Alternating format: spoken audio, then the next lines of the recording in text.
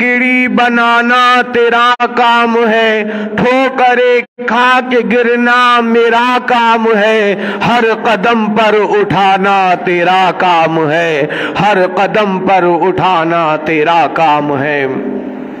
میرے کریم صلی اللہ تعالی علیہ وسلم کے پیارے دیوانوں، سب سے پہلے دل کی گہرائیوں سے ماہ رجب المرجب کی مبارکباد پیش کرتے ہیں۔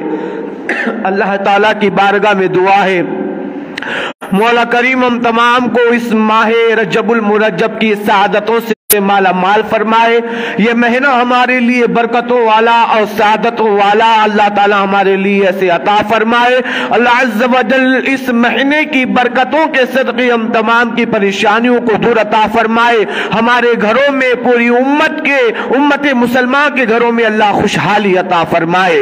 میرے کریم صلی اللہ تعالی علیہ وسلم کے پیارے دیوانوں، آئیے کچھ سننے اور سنانے سے قبل و بہتر ہم اور آپ مدینے کے آقا تاجدار مدینہ راحت قلب و سینہ محمد رسول اللہ صلی اللہ تعالی علیہ وسلم کا یہ فرمان سن لے کہ رجب المرجب کے تعلق سے میرے کریم صلی اللہ تعالی علیہ وسلم فرماتے ہیں کہ جب میں معراج کے لیے جنت کی سیر کر رہا تھا تو میں نے وہاں پر ایک نہر دیکھی جو شہد سے زیادہ اس کا پانی میٹھا تھا، اور برف سے زیادہ اس کا پانی ٹھنڈا تھا، اور دودھ سے زیادہ اس کا پانی سفید تھا، اور کستوری سے زیادہ وہ خوشبودار تھا۔ تو میں نے جب اس کی خوشبو کو سونگا، اس کی رنگت کو دیکھا اور اس کی مٹھاس کو دیکھا، تو میں نے جبرائیل سے پوچھا، اے جبرائیل یہ دودھ سے زیادہ سفید پانی، شہد سے زیادہ میٹھا پانی، برف سے زیادہ ٹھنڈا پانی اور کستوری سے زیادہ خوشبودار پانی اللہ تعالیٰ نے کس کی امت کے لیے پیدا فرمایا؟ تو صحابہ کرام پیارے آقا کریم صلی اللہ علیہ وسلم کے پیارے دیوانوں، حضرت جبریل امی فرماتے ہیں کہ یا رسول اللہ، یا حبیب اللہ، یہ آپ کی وہ امت کے لیے یہ اللہ تعالیٰ نے نہر کا پانی پیدا فرمایا جو رجب المرجب میں کثرت کے ساتھ آپ پر درود پڑھ کر اللہ کی بارگاہ میں حاضر ہوگی۔ اللہ قیامت کے میدان میں یہ نہر سے انہیں پانی عطا فرمائے گا۔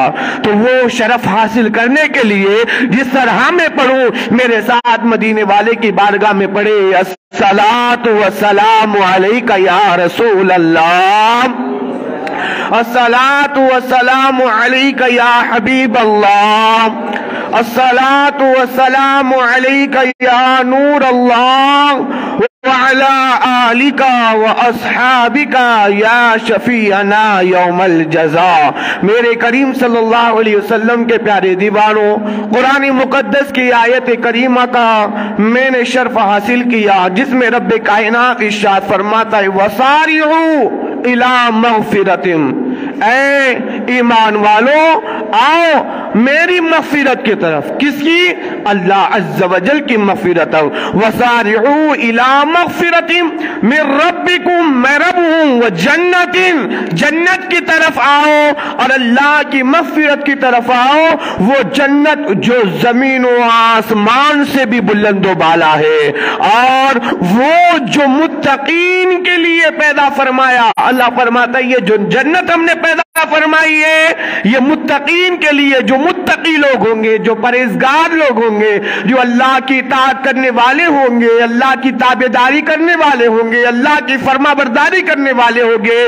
زندگی اللہ نے دی، اس زندگی کو اللہ کی زندگی سمجھ کر اس کی بندگی کرتے ہوں گے۔ اللہ فرماتا ہے وَسَارِعُوا إِلَى مَغْفِرَةٍ مِّن رَبِّكُمْ وَجَنَّةٍ عَرْضُهَا السَّمَاوَاتُ وَالْأَرْضُ أُعِدَّتْ لِلْمُتَّقِينَ، کہ جو ہم نے جنت بنائی ہے وہ ہمارے ان بندوں کے لیے جو متقی ہے، پرہیزگار ہے۔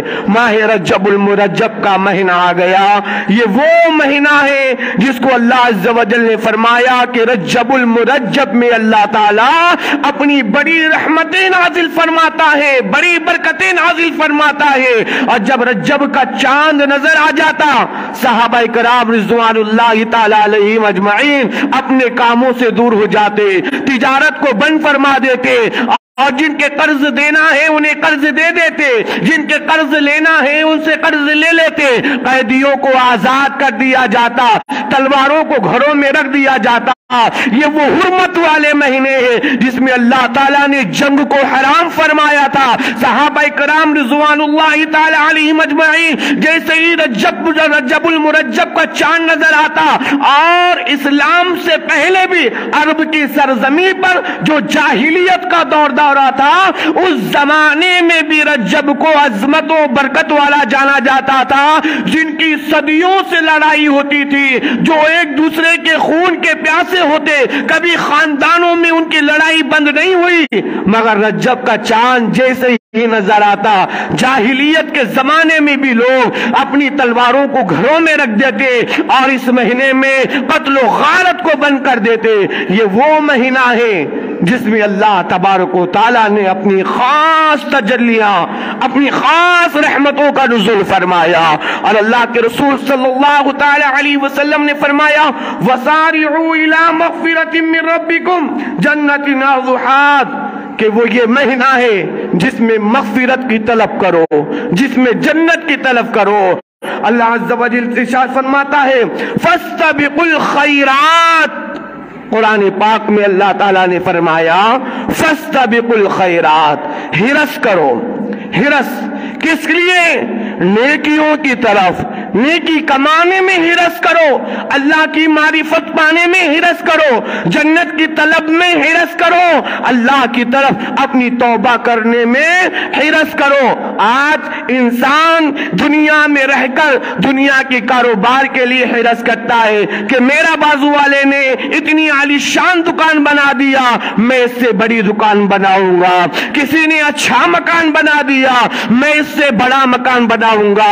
یہ دنیا داری کی حرص نہیں فرمایا، اللہ فرماتا فَاسْتَبِقُوا الْخَيْرَاتِ، نیکیاں کمانے میں اور نیکیوں میں ایک دوسرے سے آگے بڑھنے میں اے مومنوں آپ آپس میں حرص کرو کہ یہ میرا مومن بھائی ہے، اس نے جمعۃ المبارک میں آ کے جمعہ کی 14 رکعات نماز پڑھی، صلاۃ و سلام بھی پڑھا، پھر مسجد میں بیٹھ کر اس نے نبی کریم صلی اللہ علیہ وسلم پر 80 مرتبہ درود پڑھا، اس نے 80 مرتبہ پڑھا، میں 1000 مرتبہ درود شریف پڑھوں گا، تو کیا ہوگا؟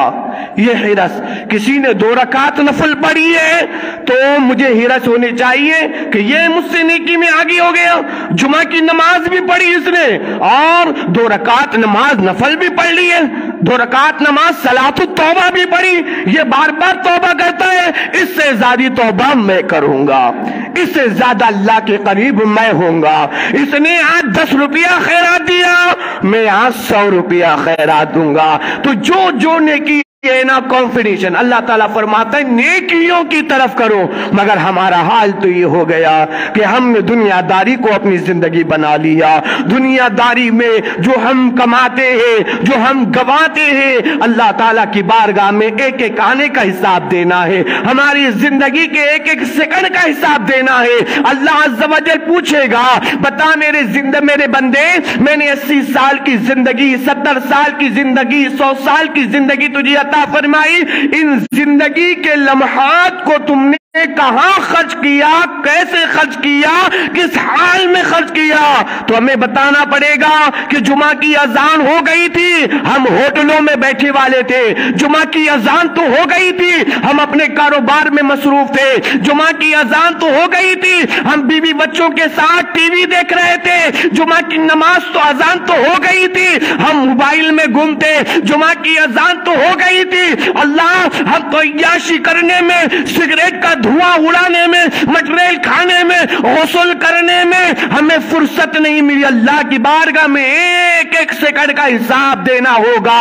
میرے کریم صلی اللہ علیہ وسلم کے پیارے دیوانوں، یہ ہمارا اور آپ کا حال ہے، مگر ہم ہمارے اسلاف کی زندگی اگر دیکھیں، ہمارے صالحین کی زندگی اگر دیکھیں، ہم ہمارے مفسرین کی زندگی اگر دیکھیں، ہم صحابہ کی زندگی اگر دیکھتے ہیں، تابعین کی زندگی اگر دیکھتے ہیں، جب میرے کریم صلی اللہ علیہ وسلم نے ارشاد فرمایا اور قرآن کی یہ آیت نازل ہوئی، یا ایھا الذین آمنوا اذا نودی للصلاۃ من یوم الجمعۃ فاسعوا الی ذکراللہ وذروا البیع، اللہ کے رسول نے منبر رسول پہ ٹہر کر جب صحابہ کرام کے بعد صحابہ کرام کے سامنے یہ آیات پیش کی، یا ایھا الذین آمنوا، اے ایمان والو، اذا نودی للصلاۃ من یوم الجمعۃ ذکر من یوم الجمعۃ ذکر الی وسعہ، اللہ کے رسول صلی اللہ علیہ وسلم نے فرمایا کہ جب جمعہ کی اذان ہو جائے کاروبار کو چھوڑ دو،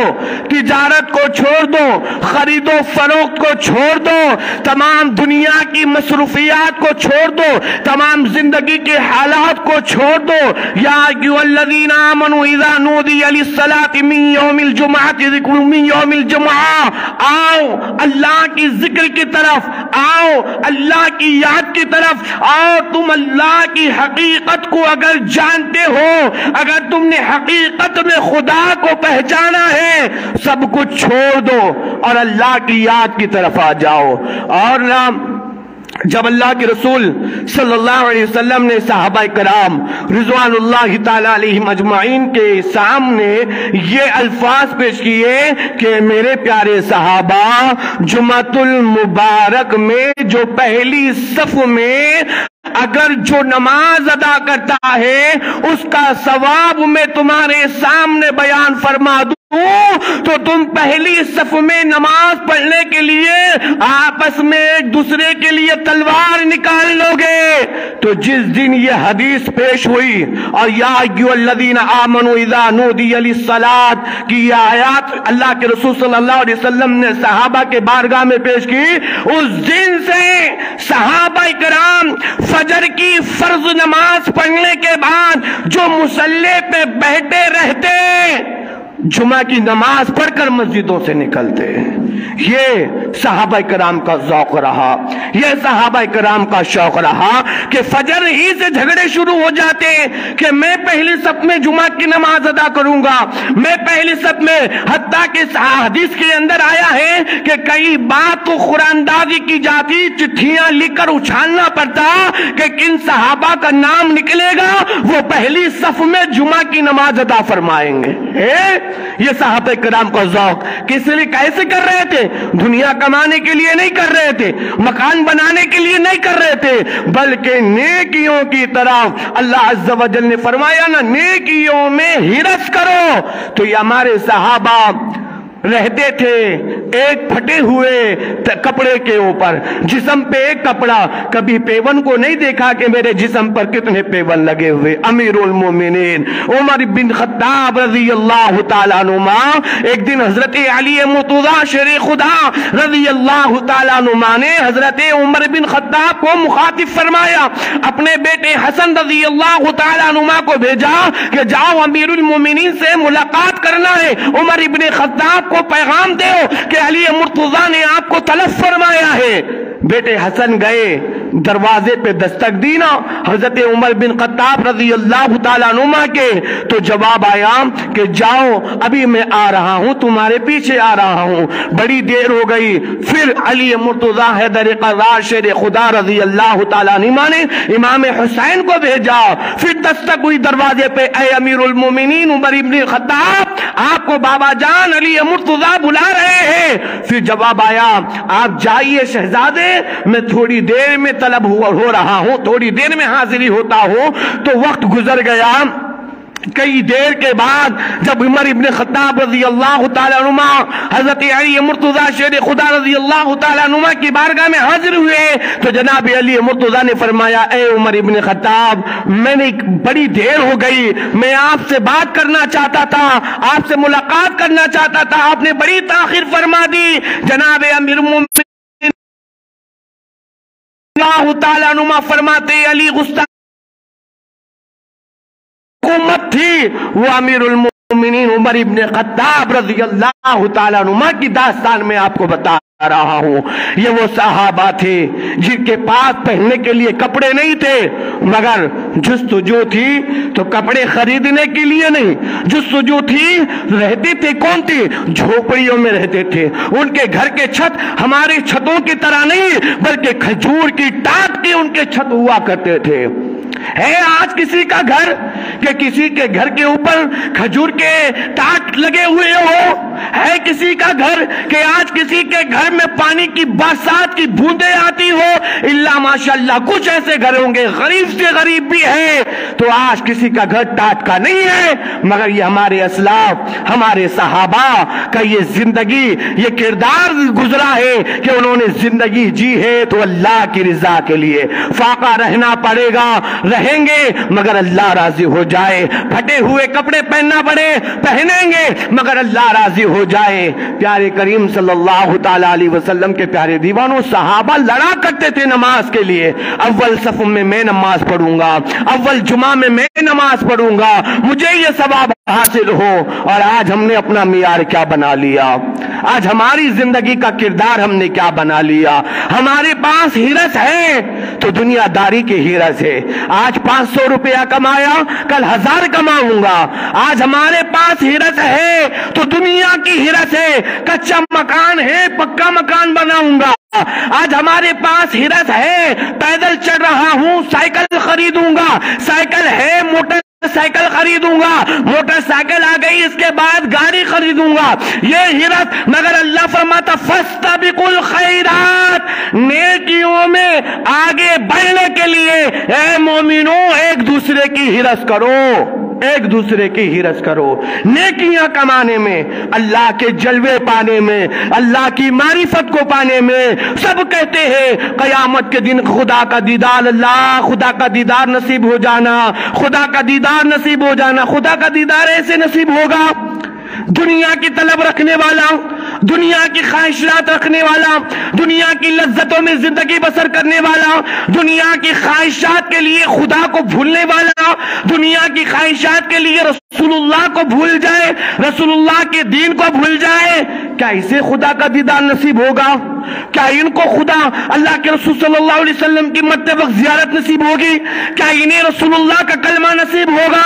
کلمہ نصیب ہو جائے، کلمہ نصیب ہو جائے، کردار تو رسول اللہ کی طرح بناؤ، اعمال وہ کرو جو اللہ کی رضا کے لیے ہو۔ فاستبقوا الخیرات، اللہ نے کیا پسند فرمایا؟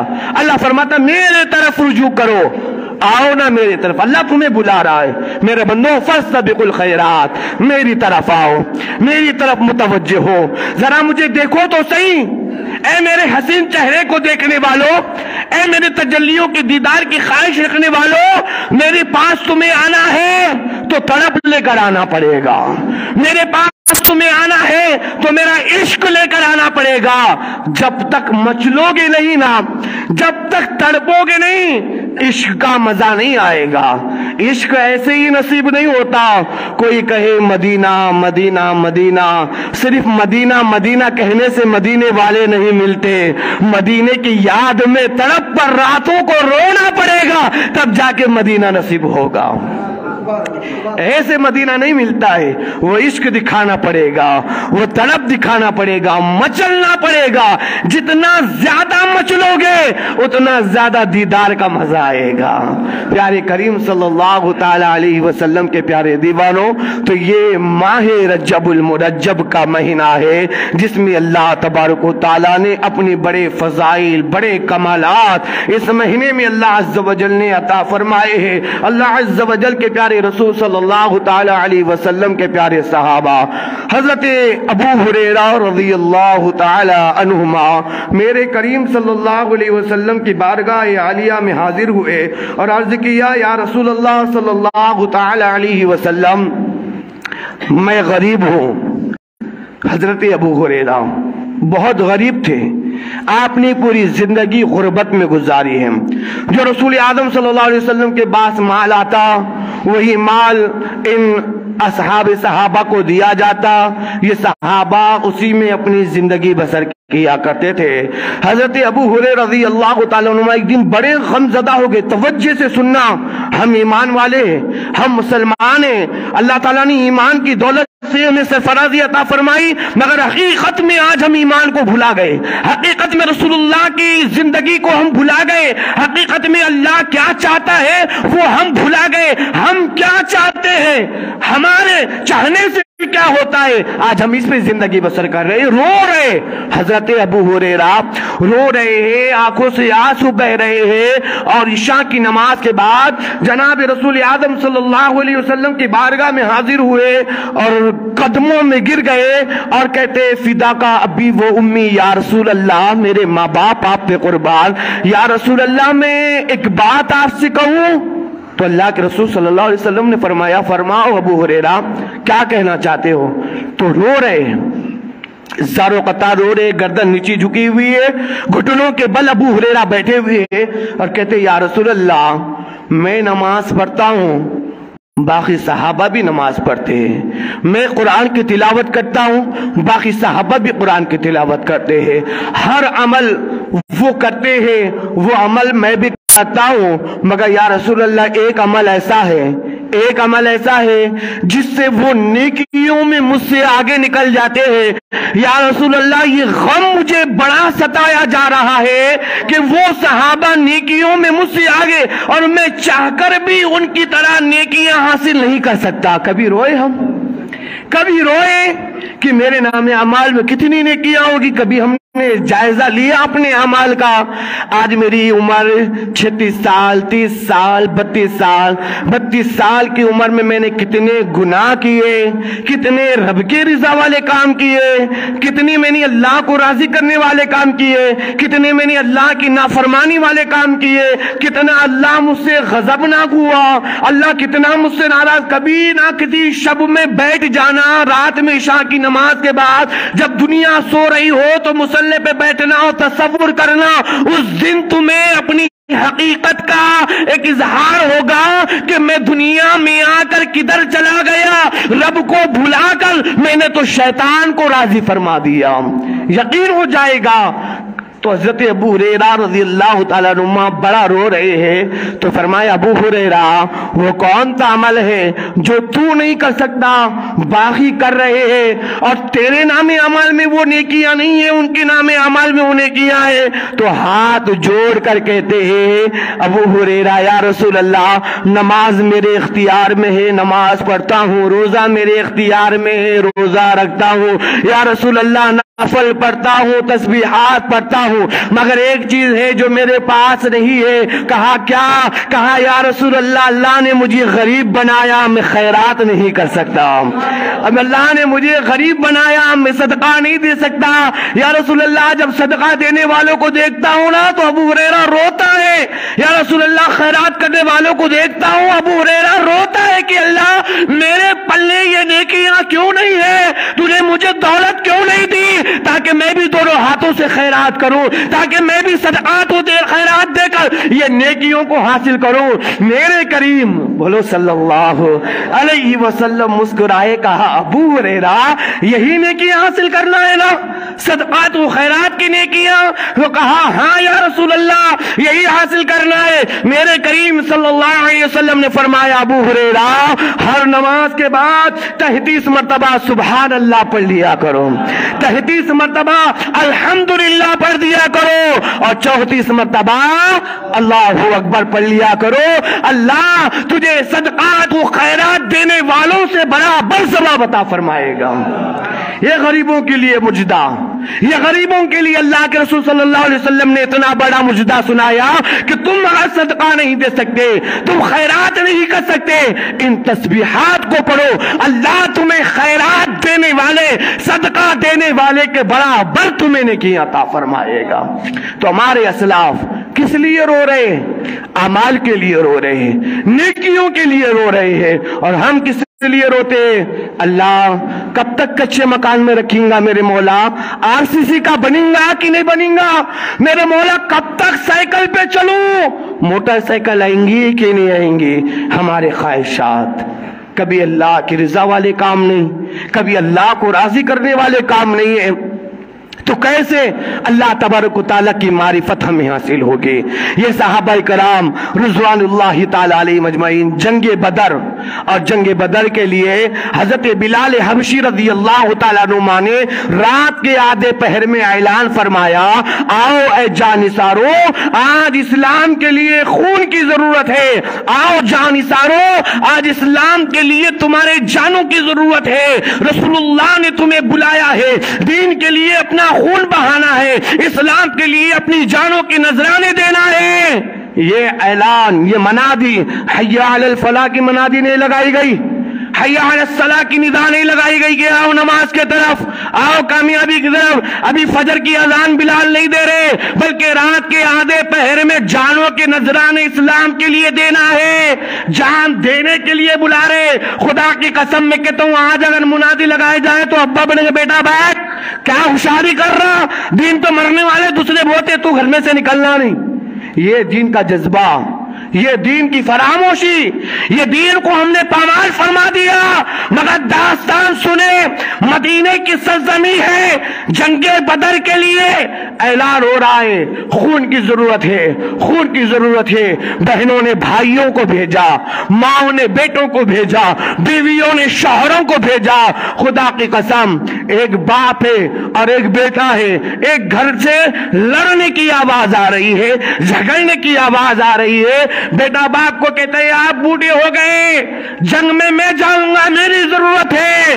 اور باپ کہتا ہے، بیٹا تیرے تو جوانی کے دن ہے، ہم نے تو بڑی جنگیں لڑی ہے، جنگ کا سب سے زیادہ ہنر میں رکھتا ہوں، تو گھر میں رہے گا، جنگ میں جاؤں گا۔ یہ اسلام کی داستان ہے۔ اور آج نا فجر میں مؤذن کہے حی علی الصلاۃ، باپ بھی نیند میں سو رہا ہے، بیٹا بھی سو رہا ہے، ماں بھی سو رہی ہے، بیٹی بھی سو رہی، گھر کا گھر اللہ کی سجدے کرنے کے لیے گھر والے سو رہے ہیں۔ ارے جو قوم اذان فجر سن کر مسجد میں نہ آ سکے، وہ قوم شریعت مصطفیٰ کے لیے جان کے نذرانے کیا دیں گے؟ وہ قوم اپنے مذہب کے لیے، دین رسول اللہ کے لیے، وہ دین کیا، وہ لوگ کیا اپنی جانوں کی قربانیاں دیں گے؟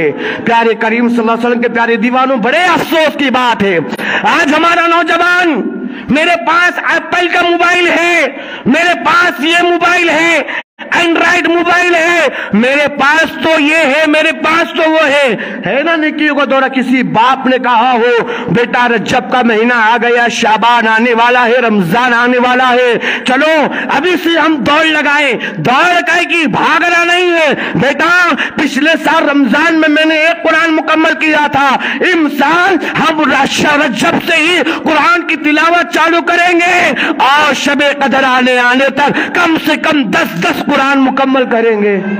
ہے کسی نے ایسی نیت رکھی ہو؟ ہے کوئی اپنے بیٹے کو، بیٹا تیرے پاس آئی فون نہیں ہے نا، تھوڑا رک جا، تھوڑے دن رک جا، ابھی تک تو چائنا کے موبائل پہ بری چیزیں دیکھتا تھا، اب تجھے بڑا آئی فون دلاتا ہوں، اب رات میں 2 بجے تک آئی فون میں دیکھتے جا۔ یہ اسلام۔ آج کبھی کسی باپ نے بیٹے کو پوچھا ہے؟ بیٹے کی عمر 18 سال کی ہو گئی، بیٹے کی عمر 20 سال کی ہو گئی، کسی نے پوچھا بیٹا 5 کلمے تجھے یاد ہیں؟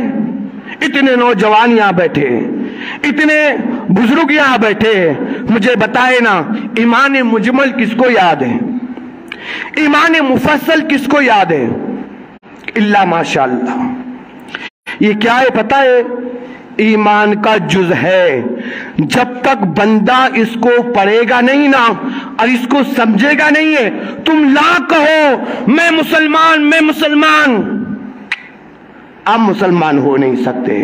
پہلا کلمہ، دوسرا کلمہ، تیسرا، چوتھا، پانچواں، 5 کلموں کے بعد ایمان مجمل، ایمان مفصل، یہ 7 کلمے کس کو یاد ہے؟ پہلا کلمہ بڑی مشکل سے جب ہم اگر پڑھاتے ہیں نا 25 سال کے دولہے کو، کہتے بابا 5 کلمے سناؤ، بابا تمہارے کل 3 لاکھ کا ولیمہ کرنے والے، مرو مسلم فلاں فلاں بڑا ڈیکوریشن ہونے والے ہے تمہارے اسٹیٹ کا، کل بڑے پھٹاکے پھوٹنے والے ولیمہ میں، ذرا 5 کلمے تو سنا دو۔ دولہا بیچارہ مولانا کلمے نہیں آتے، مٹریل کھانا سیکھ گیا، گٹکا کھانا سیکھ گیا، سگریٹ کا دھواں اڑانا سیکھ گیا، زنا کرنا سیکھ گیا، سب سیکھا، خالی نہیں سیکھا تو 5 کلمے نہیں سیکھا۔ بابا شادی کرا رہے، وہ جنابت کے غسل کا یاد ہے، کل آپ کی شب رخسار کی رات گزرنے والی ہے بڑے مزے کے ساتھ، تو صبح اٹھ کے غسل کرنا پڑتا، وہ ہے کچھ تو بھی نیت وغیرہ یاد ہے؟ کیا پڑھنا جنابت کے غسل میں، غسل کیسا کرنا نہیں، وہ معلوم ہے، وہ سر کے اوپر سے پانی ڈال لینا، صابن لگائے تو ہائے ہو جاتا ہے، یہ جو جنابت کے غسل ہنسنے کی بات نہیں ہے، خدا کی قسم ان ماں باپ کے لیے بڑی خیرت کی بات ہے۔ جس دن قیامت کے دن اللہ پوچھے گا کہ اپنے بیٹے کے ولیمہ کے لیے 50 لاکھ روپیہ 20 لاکھ روپیہ خرچ کرنے والے بتا تو نے بیٹے کو شریعت مصطفیٰ کتنا دیا؟ قیامت میں اللہ اگر آپ نے بیٹی کی شادی تو کرا دی اور بیٹا غسل ہی نہیں کر پایا، دن رات بے غسل رہ رہا ہے، دن رات غسل کا طریقہ نہیں معلوم ہے، جتنا گناہ بیٹے کے نام اعمال میں اتنا گناہ باپ کے نام اعمال میں۔ یہ بات یاد رکھنا، بیٹے نے شب رخسار کی رات تو گزار دی ہے، مگر اگر غسل کا طریقہ اسے نہیں آیا جنابت کے، تو جو گناہ بیٹے نے کیا ہے اس کی بھرپائی باپ کو بھی کرنا پڑے گا۔ 20 لاکھ روپے ولیمے میں بعد میں خرچ کرنا، پہلے اپنے بیٹے کو اتنا علم دے دو کہ وہ غسل کا طریقہ سیکھے، وہ نماز کا طریقہ سیکھے، اسے شریعت مصطفیٰ آ جائے اور وہ چلے، ہر قدم کا بدلہ اللہ تیرے نام اعمال میں عطا فرمائے۔ جہاں بچے گناہ کرتے ہیں تو وہ گناہ بھی ماں باپ کے نام اعمال میں آتے ہیں، اور جو بچے نیکوکار ہوتے ہیں، میرے کریم صلی اللہ علیہ وسلم نے فرمایا بیٹا جب نیکی کرتا ہے تو اس نیکی کا بدلہ اللہ اس کے ماں باپ کے بھی نام اعمال میں عطا فرماتا ہے۔ دو رخ ہیں، گناہ بھی ملیں گے، اجر و ثواب بھی ملے گا۔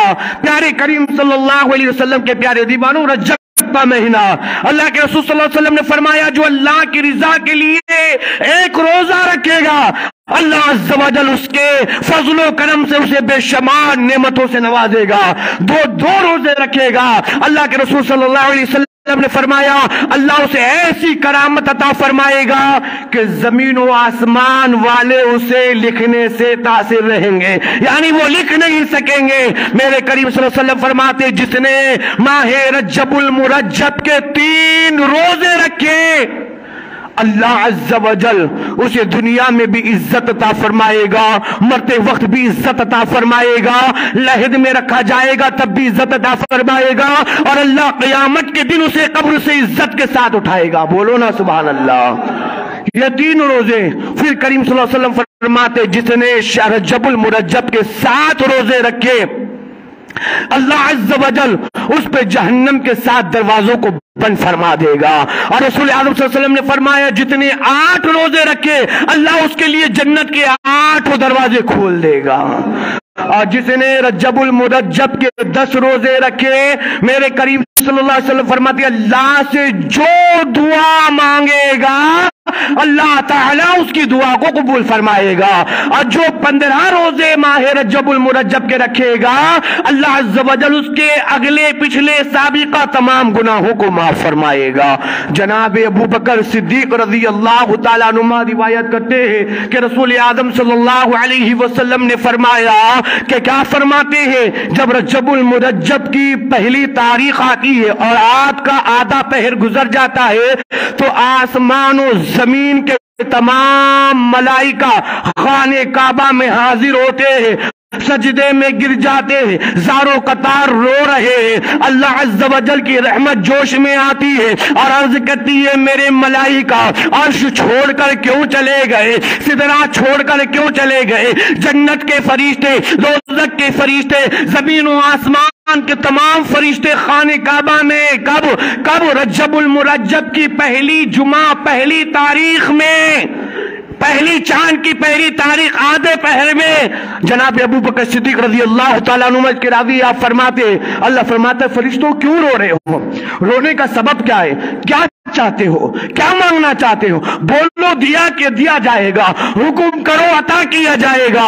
تمام فرشتے سجدوں سے سر اٹھاتے اور عرض کرتے میرے مولا ہمیں کیا چاہیے؟ ہم تو نوری ہے، نور سے پیدا کیے گئے، ہم تو معصوم ہیں، ہم سے تو خطا ہی نہیں ہوتی۔ اے اللہ دعا ہے کہ جو رجب المرجب میں ایک روزہ تیری رضا کے لیے رکھے اللہ اس کی تو مغفرت فرما۔ اللہ فرماتا ہے فَبِعِزَّتِكَ وَبِجَلَالِي، اے فرشتوں گواہ بن جاؤ مجھے اپنے عزت و جلال کی قسم، اس رجب المرجب میں جس نے ایک روزہ میری رضا کے لیے رکھا میں نے اس کی مغفرت کا وعدہ فرما دیا ہے نا۔ تو اللہ فرماتا ہے نا فَاسْتَبِقُوا الْخَيْرَاتِ، نیکی کرنے میں ہرس کرو۔ اب بیٹا باپ سے ہرس کرے، ابا آپ نے ایک روزہ رکھا میں 2 روزے رکھوں گا، کوئی کہے نا میں نے 3 رکھا میں 5 رکھوں گا میں 7 رکھوں گا۔ فَاسْتَبِقُوا الْخَيْرَاتِ، دنیا داری میں ہرس مت کرو کہ ایک مکان لیا دوسرا لوں گا تیسرا لوں گا، 10 مکان بنا لو آخر میں 2 گز زمین کے گڑے میں ہی جانا ہے۔ یہ 10 مکان تمہیں پیچھے چھوڑ کر جانا ہے۔